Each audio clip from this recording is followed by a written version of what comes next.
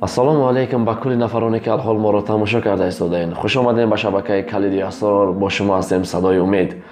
бародарони азиз, имрӯз мехоҳам як чизро ба шумо бирасонам.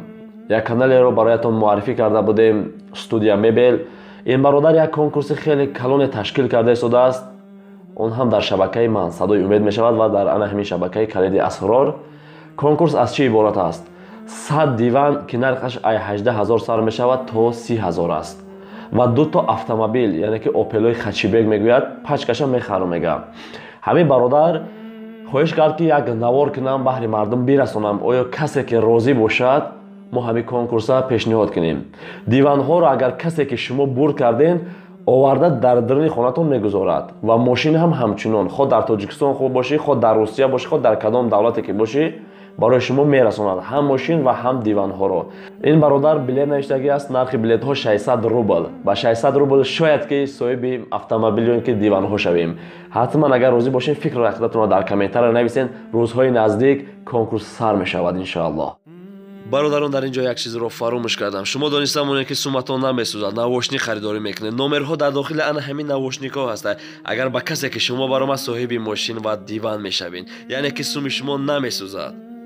خیال السلام علیکم حاجیان ما بعضی اما مکتوبای دورای منبر دادم بعد بچه‌ها می‌نویسند خیلی در اولش می‌نویسند داملوی شیرین سخن شیرین بیان حضرت کریو ما خدا دعا میکنم که همین دوام عمر ما را خراب تاو ما دیگر همین چیزا بسیار میگفتن خیلی محبت بود ایروی اخلاص بود бо намехондумшон намехондум савола мехондум баъд мактубои дигарам мегӯд домло ҳамин чизое ки мо мегим ҳамира бихон то мо лаззат барем хондем баъд интиқодгирӣ сар шид ира бин и акӯхича фалон гуфтесаю фалон гуфтесаю то куҷоҳое гапо нарафт хаяки худованд хайршон кард дар ҳамаи корубор бародари азиз ҳамин чел аст як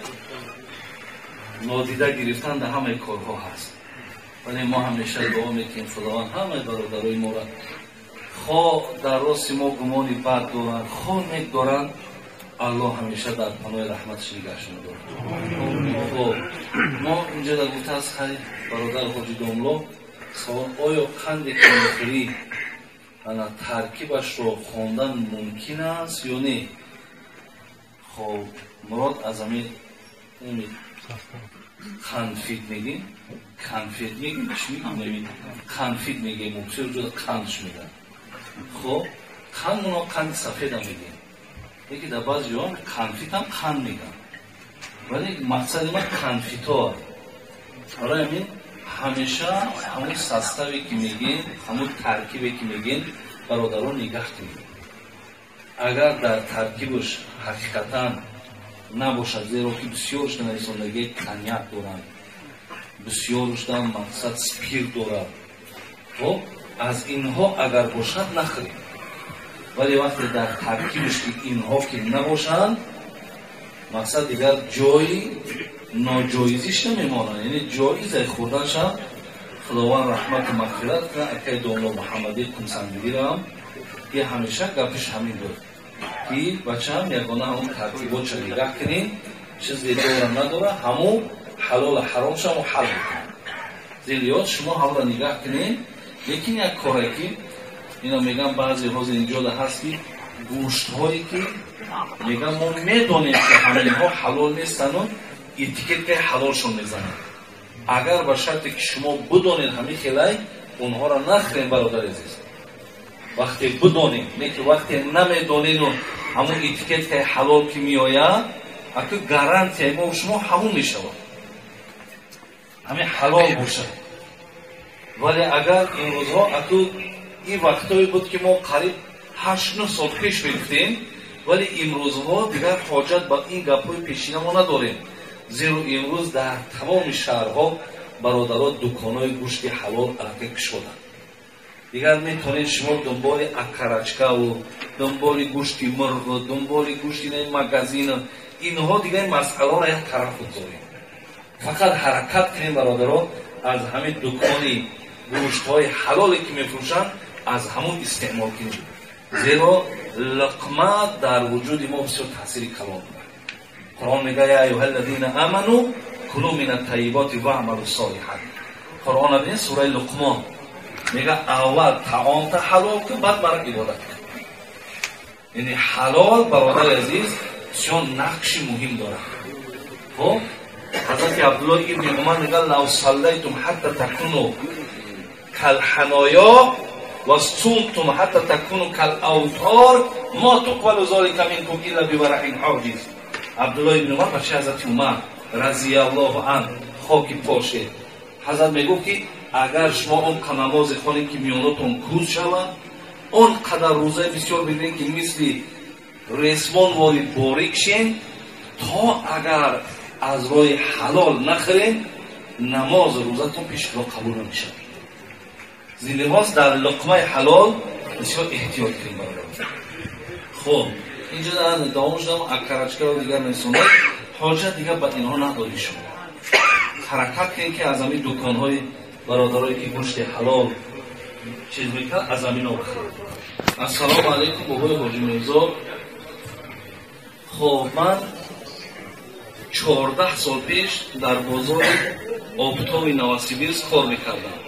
در همان بازار با 2 عروس و 1 خیتایی دادگیری داشتم. کارهایم بد شد، از همین 2 عروس و این 1 خیتایی قرضدار شدم و دادن نتوانستم، شرایط ها نبود. از نوسیبیرسک به الماتا رفتم. با کیسه کوتاه قرض در گردنم. خب قرض در گردنم هست ولی شنیدم که عروس ها مردن، خیتایی به خیتای رفته است. من این قرض ها رو چگونه از گردنم ساقط کنم؟ خدا برکتتون که همین برادرای عزیز وقتی شما مقصد هیچ وقت نمیگذارین که همین در یکان کارهای آلوده گناه شد، از نشانه ایمانداریتونه. هیچ وقت یکان کس شما را یکی مبادای خب او دوست شما نیست که شما را یکی نگد که پولی همیا را بگیرین یا کافی را هیچی باقی ندارن. یکی همیکل فتواتون دادن، همون فتواشا در سرش بزد برادر عزیز. فهمیدین؟ سری سوزنی که از اینها میگیرین شما پیش خداوند جوابگارید. هیچ وقت هر معامله میکنین 1 سوی عروسی در فریبش کن، تو در پیش خدا جوابگاری. و این از پشت تو تصور کن که چقدر آدم ها از اعتبار دور می شوند. شریعت یک طرف از تو بیزاره ولی کاری چند آدم دیگر را گفتی برادرای غربی ما که کلید میکنی. برای همین شما در این مسئله اهمیت بدین. این برادر ما اگر به شرط اولادهای عروس هم بداند که از همون عروس ها اولاداش کیان، اولاداش را برده دادن نکن، زنشای فرزنداشای. اگر اونهاش هم که نداند همون مبلغ پولا اگر در همین بچه‌هایی که مستحق کم بغلن و نادارن همون پولا در چند آدم تقسیم کن تا ای گردن ساقط شود. راه حلش همین. خب السلام علیکم حاجی داملا. اگر مداری خاطر نشود یک دعا میکردید چند وقت باز انتظاری دعای شما هستم.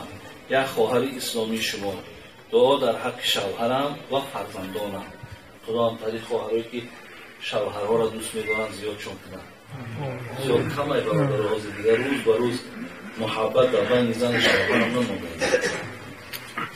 از خدای مهربان خواهان می‌هستیم که خواهر ما را و این خواهش انتظاری که داشت خدای مهربان موفقش کنه و شوهرش و فرزنداش در پناه رحمتش نگهداره و خواهر ما را خداوند باز تقواش و خداشناسیش از زیاد کنه. خواهر دعوات بخونم من شما کنم بچکی میخوانم جچکی ندارم. السلام علیکم حاجی داملا. من یکی از مخلصان شما هستم. از سبب بیماری آیلم که 2 سال این جانب رنج بیماری میکشد در مجلس شما اشتراک کردنتان از شما و همه مسلمانان خواهش دارم که خب دعای جماعت مستجاب است. با احترام برادر شما از شهر کرسنای است. خداوند باز هم علمتون زیاد گرداند و بالاتر برد. خدای مهربانی بیماری که این برادر ما طلب کردن خداوند شفای کامل و شفای عاجل و در برابر همه بیماری که هستند خداوند شفای کاملشون بده. خب السلام علیکم. خیلی اینجا دم خودی چنده؟ Razmere hoşuma. یکی زاکستم یا نگم کشیده برای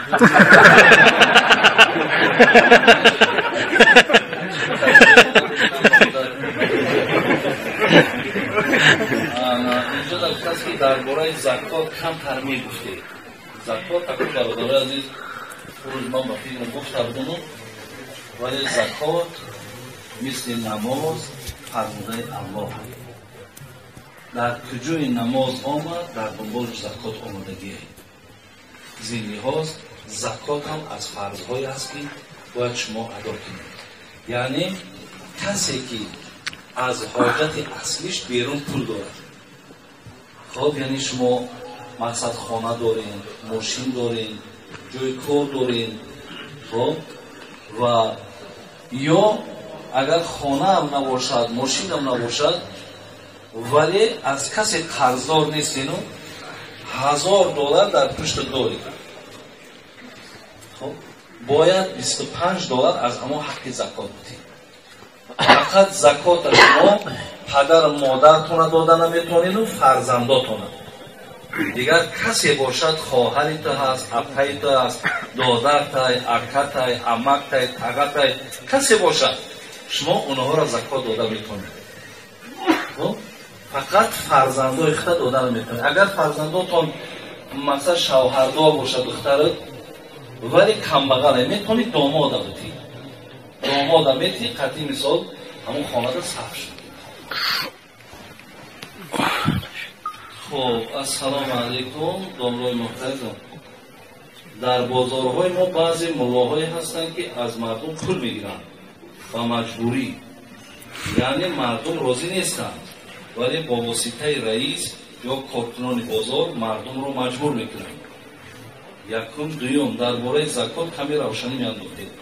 سوم آیا زلاق گرفتن در سودا جایز است یا نه؟ چون که سوداگرها زلاق میگیرند.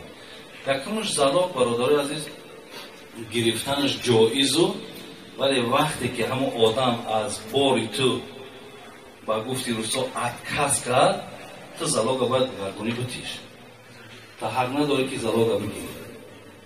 مقصد من همین روز برای تو میتونم $1000 میگم پگه باری تو هم میگیرم. خب بینم که ممکن باری ارزان بیاد یا ممکن که مقصد خواهیشم دیگر چیز گرفتن میشه. من پگه بیام و تو بگوی من زلاق نمیتون، تو در این مال حق نداری. این مال مالی او است. فقط در همین عهد و پیمانی که کرده همین آدم گناهگاره. این آدم گناهگاره. برای همین شما باید زلاق شبگردانی بتین برادر. این زلاق نادرسته گرفته میشه. خب لیکن خیلی درباره زکات کمی گفتیم ولی این چیزیش که من نمیدونم خیلی من یکم باره در همین قدر بگیم گشت و گذاری که دارم.